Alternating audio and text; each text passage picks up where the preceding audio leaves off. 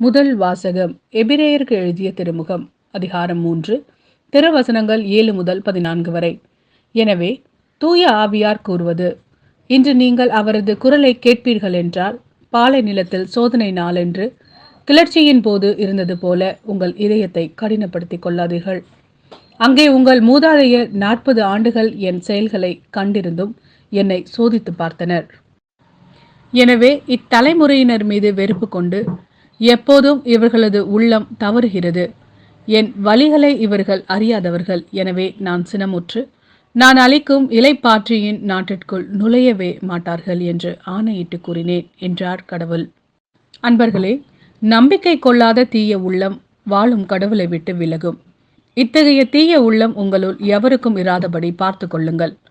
உங்களுள் எவரும் பாவத்தால் ஏமாற்றப்பட்டு கடின உள்ளத்தினர் ஆகாதவாறு ஒவ்வொரு நாளும் இன்றே என எண்ணி நாள்தோறும் ஒருவருக்கொருவர் அறிவுரை கூறுங்கள்.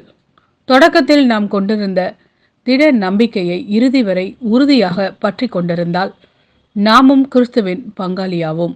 இது ஆண்டவரின் அருள்வாக்கு. இறைவா, உமக்கு நன்றி. மார்க் எழுதிய நற்செய்தி அதிகாரம் 1 திருவசனங்கள் 40 முதல் 45 வரை. ஒரு நாள் தொழுநோயாளர் ஒருவர் இயேசுவிடம் வந்து, நீர் விரும்பினால் எனது நோயை நீக்க உம்மால் முடியும் என்று முழந்தாள் படியிட்டு வேண்டினார்.